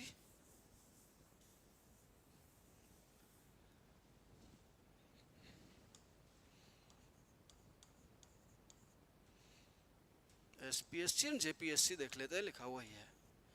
चलिए भाई, अपॉइंट कौन कर रहे हैं? गवर्नर। ऑथ कौन करा रहे हैं? Governor. Salary pension allowance, charge on consolidated fund of state, ठीक भाई। अगर ये इसके चेयरमैन मेंबर अगर रेजिग्नेशन देने लगे तो किसे देंगे? गवर्नर को ही देंगे। यूपीएससी के भी चेयरमैन मेंबर अगर रेजिग्नेशन देंगे तो किसे देंगे? प्रेसिडेंट को देंगे, ठीक। ऑथ गवर्नर, सैलरी पेंशन ये हो गई। अब इनका रिमूवल अगर कहीं चलेगा तो कहां चलेगा? अब बात समझ लीजिए, यही टेक्निकल पॉइंट है एक, और नहीं है। राज्यपाल, गवर्नर ऑफ स्टेट इन्हें अपॉइंट तो कर रहे हैं लेकिन राज्यपाल इन्हें हटा नहीं सकते। हटाएंगे ऐसे सुप्रीम कोर्ट की रिकमेंडेशन पर प्रेसिडेंट ही हटाएंगे। सुप्रीम कोर्ट की रिकमेंडेशन पर कौन हटाएंगे? गवर्नर हटाएंगे, और किसी के पास ये पावर नहीं है।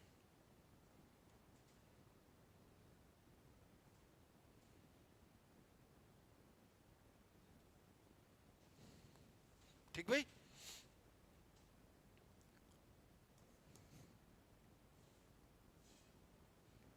एलिगेशन वही है, एलिगेशन वही है, कोड ऑफ कंडक्ट का वायलेंस या मिसबिहेवियर तो ही है, ठीक। अब जेपीएससी में आते हैं तो सुनिए, अपॉइंटमेंट करेंगे प्रेसिडेंट, कौन करेंगे? प्रेसिडेंट। ऑथ कौन दिलाएंगे? प्रेसिडेंट। जेपीएससी का मतलब समझ गए ना बेटा, ठीक। Salary pension allowance decided by president, लिख दीजिए आप। कौन डिसाइड करेंगे? प्रेसिडेंट। एग्जाम्पल से समझाऊंगा मैं आपको।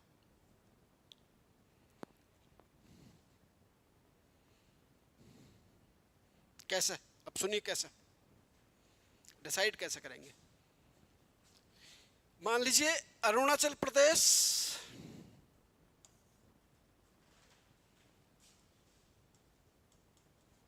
और मणिपुर दोनों ने एक कमीशन बनाया जेपीएससी। ऐसे मान लेते हैं, एज्यूम करना, अलग अलग है मुझे पता है। एआरपी की पॉपुलेशन कम है मणिपुर के मुकाबले, समझ गए आप मेरी बात? तो राष्ट्रपति क्या करेंगे, मान लीजिए हमें 100 रुपीज देने, तो राष्ट्रपति कहेंगे भाई देखिए 40-60 रहेगा, 40-60 का रेशियो रहेगा, यानी कि 40 रुपये अरुणाचल प्रदेश वाले देंगे और 60% मणिपुर वाले देंगे। इसलिए इसे कहा गया कि इसे डिसाइड कौन करेंगे, प्रेसिडेंट ऑफ इंडिया। किस रेशियो में किस स्टेट से ली जाएगी सैलरी पेंशन अलाउंस वो बताया जाएगा, ठीक। इसलिए मैंने लिखा decided by president of India.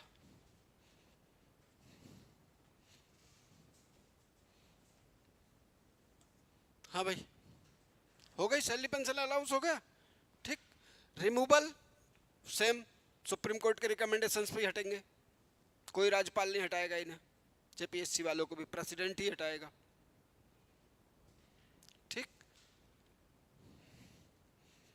अब देखिए आपकी जिम्मेदारी क्या है, आपकी एक जिम्मेदारी, दो जिम्मेदारियां हैं। पहली जिम्मेदारी ये यूपीएससी का चेयरमैन कौन है, ये आपकी जिम्मेदारी है। दूसरी जिम्मेदारी आपकी ये है कि जो अरुणाचल प्रदेश का जो कमीशन है एसपीएससी है, उसका चेयरमैन कौन है, ये आप अपने कॉपी में लिखेंगे कहीं, ये करंट हो जाएगा। और इसमें आपको ये जब भी कोई बदलेगा तो आप बताएंगे उसे।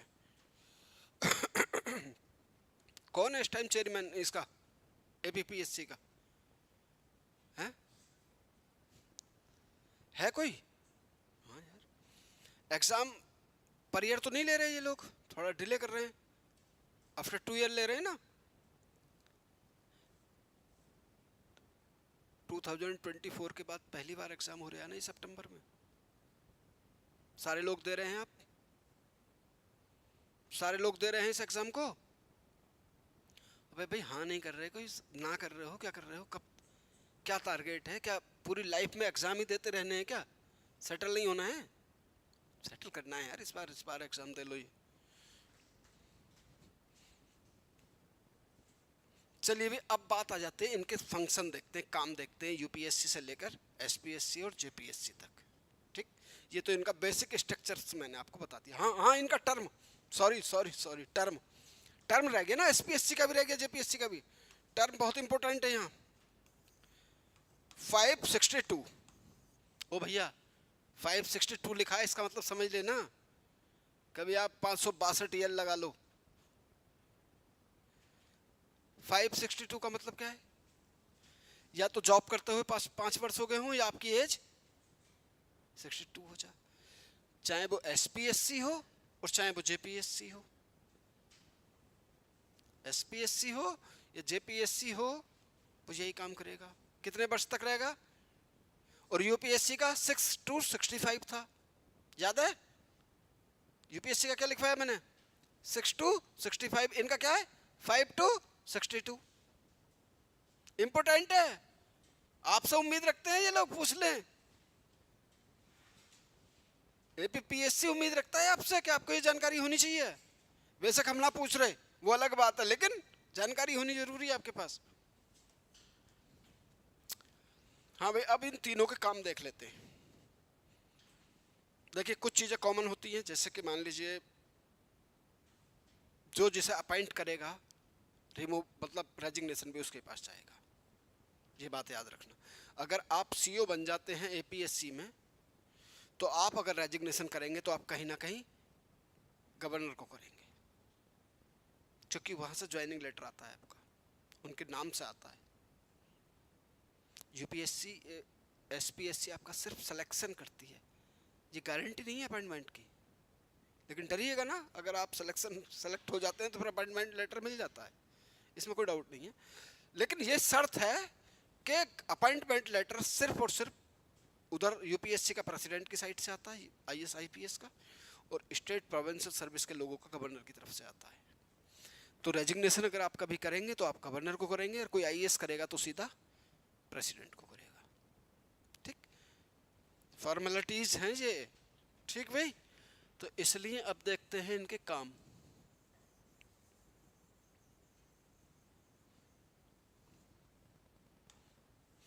फंक्शन, यूपीएससी के देखते हैं। पहला काम all India service, exam conduct कराना एंड सिलेक्शन करना।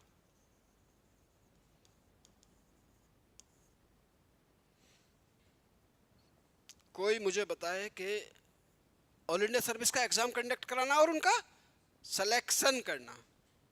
अपॉइंटमेंट नहीं बताया मैंने, देखो या बताया, लिखा है नहीं बताया मैंने, मुझे पता है। अब पहले मुझे ये बता दे कि ये ऑल इंडिया सर्विस कितनी है इंडिया में।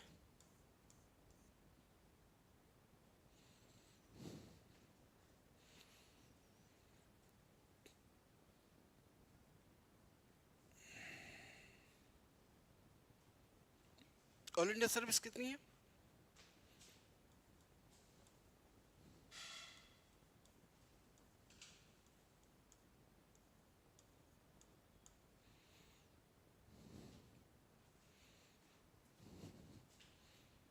और कोई सी नहीं है, बाकी सब एलाइड सर्विस में आती हैं। आईएएस, आईपीएस और आईएफएस का मतलब ये फॉरेस्ट है, फॉरेन नहीं है, फॉरेस्ट। ऑल इंडिया सर्विस कितनी है अपनी इंडिया में? सिर्फ 3 है। एक इंडियन एडमिनिस्ट्रेटिव सर्विस है, एक इंडियन पुलिस सर्विस है और एक इंडियन फॉरेस्ट सर्विस है। अच्छा बेटा एक बात बताओ, ना ऑल इंडिया क्यों बोल रहे हैं हम लोग? कई बार बातों बातों में मैं समझा चुका हूं आपको, है नहीं? क्योंकि ये रीजनल अप्रोच को खत्म कर देती है। जो इमोशंस होते हैं ना अपने परिवार के लिए, घर के लिए, देश सॉरी स्टेट के लिए, जिले के लिए, स्टेट के लोगों के लिए खत्म हो जाते हैं। ये कैसे? मान लीजिए अगर आप आईएएस बन गए और आपको ईटानगर का क्या बना दिया? डीसी बना दिया। ऐसा समझिए बात को, एंड हो चुका है, बस इसे समझ के चलना है, आप टेंशन ना लें, क्योंकि अन्य वो नॉक करने वाले हैं लोग। डीसी बन गए आप कहाँ के? ईटानगर के। तो आप किसी यहाँ के कहीं के रहने वाले होगे नहीं होगे, डोमिसाइल होगा, तो आपके आसपास के लोग भी आपको जानते होंगे, सब जानते होंगे नहीं? उनकी कुछ डिमांड्स थी, डिमांड सरकार नहीं मान रही थी, तो सोचा कि यार हमारी बिटिया बैठी हुई है डीसी की पोस्ट पर, चलते हैं उसके ऑफिस में। वहाँ पहुँच कर कहा हम आपके ये, आपके हम एल्डर ब्रदर, आपके हम स्मॉल ब्रदर, और ये कौन, ये वो, पूरा परिवार आ गया। चाय पानी तो हुआ, वो अलग बात थी। उन्होंने कहा बेटा हम जाएंगे जब हमारी बात मान लोगे, अब आप, अन्य हम जा रहे हैं, रोड जाम करेंगे ये अभी, बिल्कुल। तो कहीं ना कहीं आपका इमोशनल अटैचमेंट है या नहीं है? है। अब अगर मान लीजिए लॉ एंड ऑर्डर की प्रॉब्लम हो जाए, पूरा ईटानगर जाम कर दें अब आप आदेश देंगे भी चलो एक काम करो, इनसे कुछ सख्ती के साथ निपटते हैं, पूरी पुलिस इकट्ठी करी, बोले लाठी लेके चलो भाई। आप भी पहुंच गए। अब जो एक लाठी थी वो आपके पिताजी के पिताजी थे वहां, दादाजी जिन्हें कहते हैं, दादाजी कहते हैं ना आपके यहाँ भी, तो आप कहोगे यार ये तो मेरे दादाजी, ओए रुक रुक, तो आप कहीं ना कहीं इमोशनली अटैचमेंट है, इसलिए आप लॉ एंड ऑर्डर को संभाल नहीं पाएंगे। और वो लोग उस चीज का फायदा उठा रहे हैं कि हम कितना ही शोर मचा लें, क्योंकि हमारी बेटी बैठी हुई है, हमारा बेटा बैठा हुआ है डीसी की पोस्ट पे, हमारा कोई कुछ नहीं बिगाड़ पाएगा। अब आ गया सीएम साहब के ऑफिस से चीफ सेक्रेटरी का फोन, क्या हो रहा है भाई, जिले में क्या हो रहा है ये? बोले सर अभी करता हूँ, अभी करता हूँ। मतलब अब आप सफाई देने में आप परेशान हो गए। इसलिए हमने कहा कि अब हम आपको कैडर देंगे, कौन सा? यूपी। यूपी में आपका कोई भी वहाँ रिलेटिव नहीं बैठा हुआ है। अब आप लॉ एंड ऑर्डर की समस्याओं को अगर सख्ती के साथ निपटना हो तो आपके साथ कोई इमोशनल अटैचमेंट नहीं होगा, आपका वो चलाओ लाठी नहीं मानते तो। समझ के आप मेरी बात? इसलिए ऑल इंडिया सर्विस रखा गया है इसका नाम, और ये कहीं ना कहीं एक फेडरल यूनिटी फॉर्म का फीचर है। यूनिटी फोर्सेज है ये, या नहीं है? कौन बैठा रहा? सीधा सेंटर बैठा रहा है। रेस्पॉन्सिबल किसके लिए? आप उसके लिए बैठे कहाँ हैं? किसी स्टेट में। और देखिए सबसे बड़ी बात, डीसी और कप्तान साहब मतलब जिसे कहते हैं पुलिस कमिश्नर, वो पुलिस आपके यहाँ क्या बोलते हैं उसे? एसपी, एसपी बोलते हैं ना, सुपरिटेंडेंट ऑफ पुलिस, है नहीं?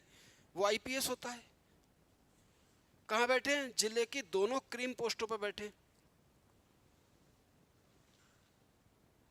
ठीक भाई। तो ऑल इंडिया सर्विस कितनी है हमारे पास? 3 है।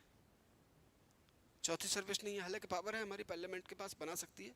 एक्चुअल में जब हम आज़ाद हुए थे तब हमारे पास ये 2 ही थी, ये 1967 के बाद से हमने बनाई है वन सेवा। चलिए बंद कर दीजिए फिर, हैं?